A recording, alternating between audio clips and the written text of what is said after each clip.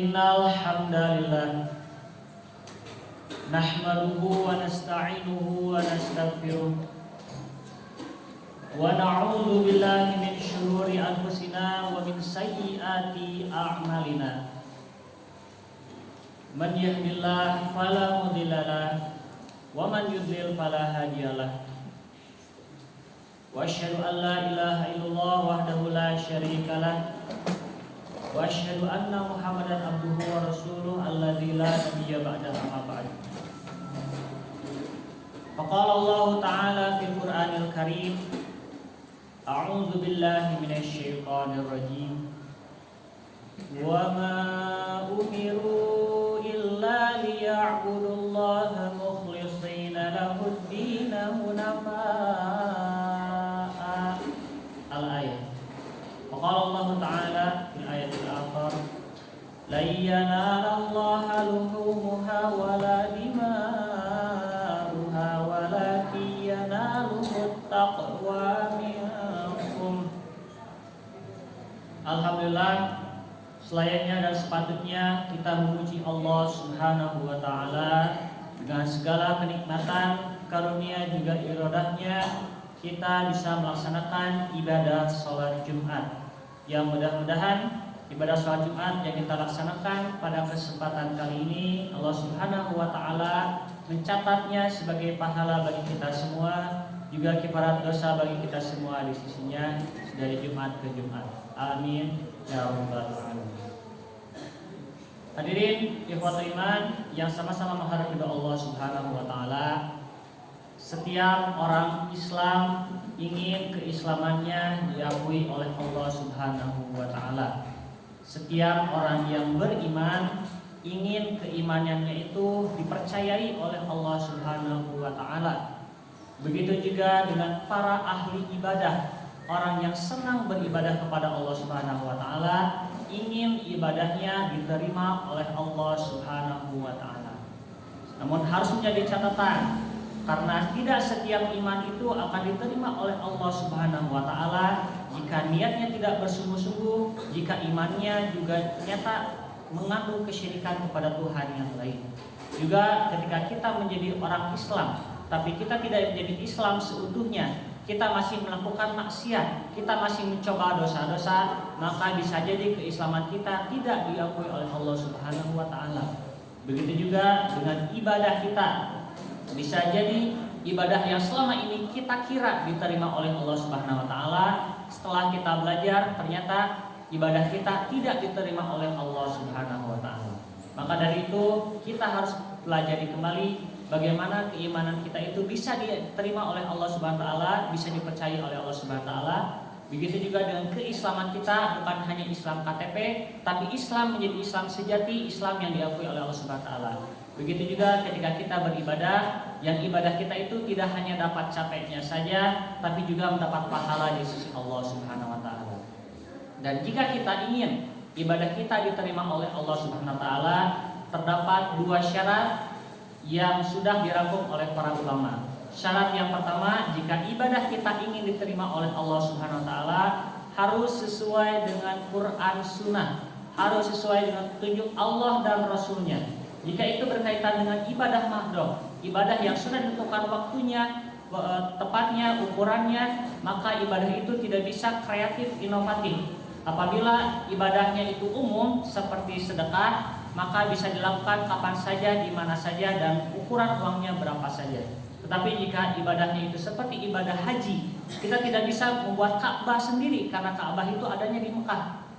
Seperti kita saum Ramadan, kita tidak bisa saum itu di bulan Muharram karena saumnya ada di saum Ramadan. Maka jika ibadahnya itu sudah ditentukan waktunya, ukurannya, takarannya, kita tidak bisa kreatif inovatif. Tapi kalau ibadahnya itu umum, hanya disebutkan nama ibadahnya saja, baru kita bisa kreatif inovatif selama tidak menyalahi syariat.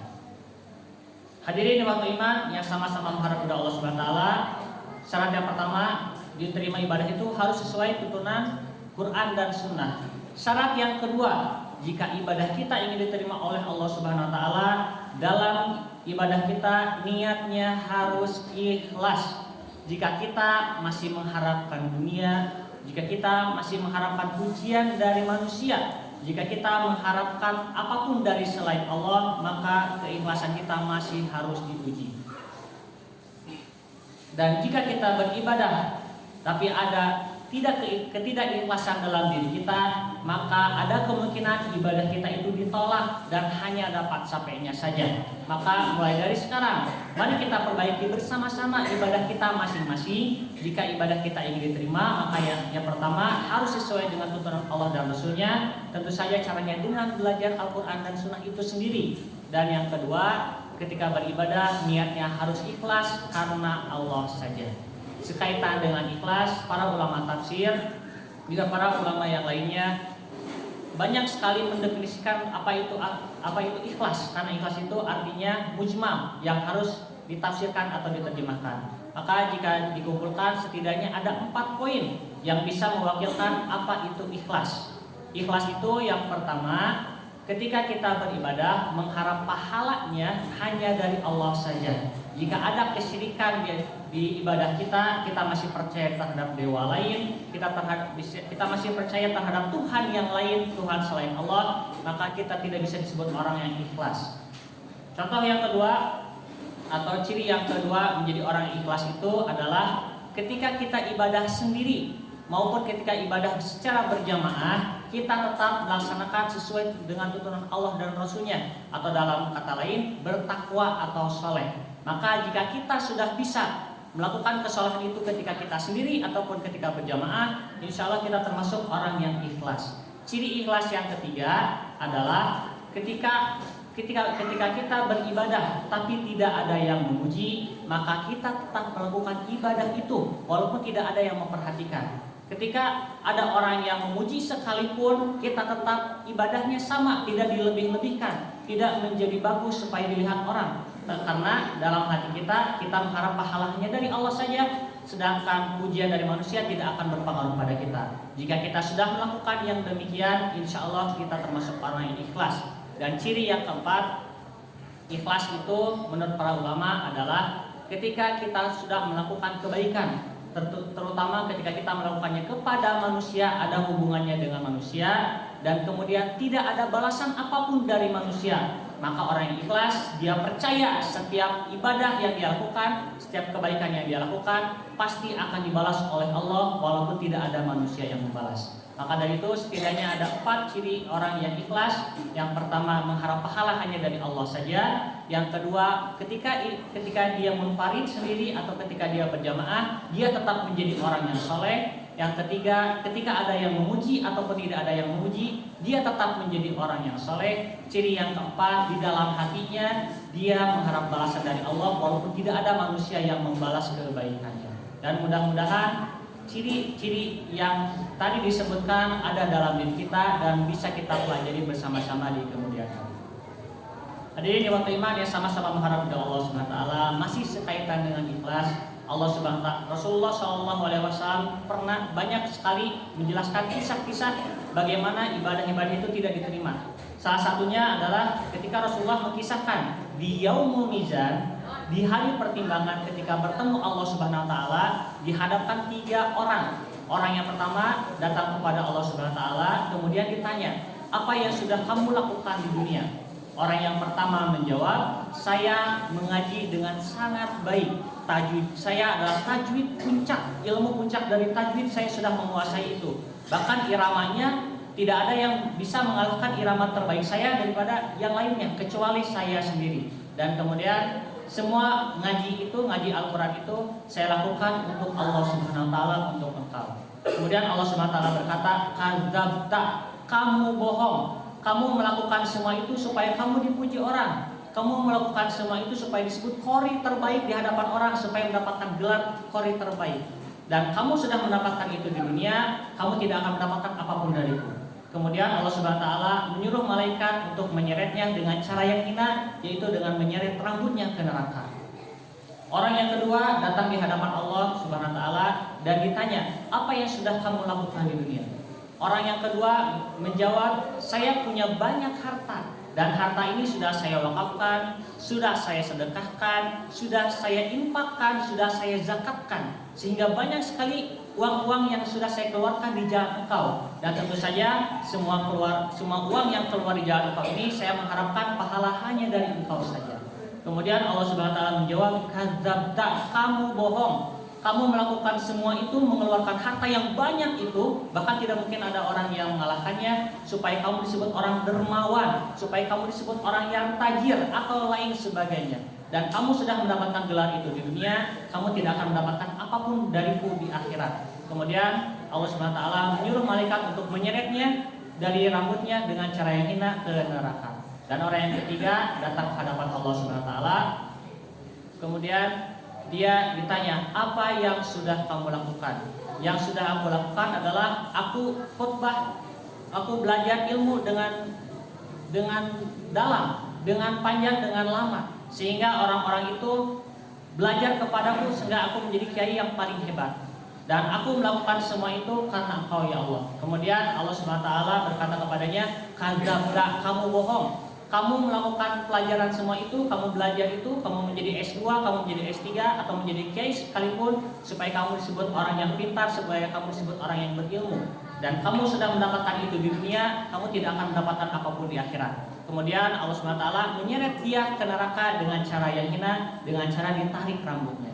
Maka dari kisah tersebut Allah Subhanahu wa taala Maha mengetahui apa yang ada di dalam hati kita. Bisa jadi seluruh umat manusia di dunia melihat orang itu menjadi orang yang baik, karena memang secara kebiasaan manusia itu memang baik, secara nilai agama pun baik, tapi yang ada di dalam hati itu yang akan menjadi penentu. Maka Rasulullah SAW juga mengingatkan, innamal a'malu binniyat, sesungguhnya segala amal itu akan dihitung sesuai dengan niatnya, bukan sesuai dengan amalnya. Maka mudah-mudahan sebagai kita menjadi orang muslim itu harus baik niatnya, juga baik amalnya. Bukan sebaliknya, atau sebaliknya. Seperti kita menjadi orang yang niatnya baik tapi amalnya salah, maka kita mendapatkan satu pahala dan kita harus memperbaiki amal itu. Yang lebih parah adalah ketika amalnya baik tapi dia punya niat tersembunyi. Dia ingin tahta, dia ingin harta, dia ingin wanita ataupun apapun di dunia. Padahal perkaranya baik, padahal zahirnya dia baik, tapi di dalam hatinya Allah Subhanahu wa taala Maha tahu. Barakallahu fiikum.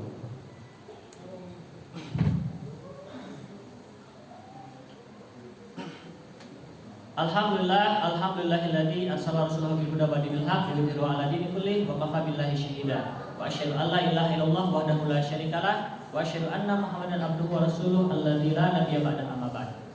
Hadirin dan iman yang sama-sama mengharap ridho Allah Subhanahu wa taala. Allah Subhanahu wa taala menjelaskan ikhlas ini setidaknya dalam 3 ayat. Ayat yang pertama menceritakan bahwa keikhlasan ini sudah diajarkan bahkan sebelum umat Nabi Muhammad.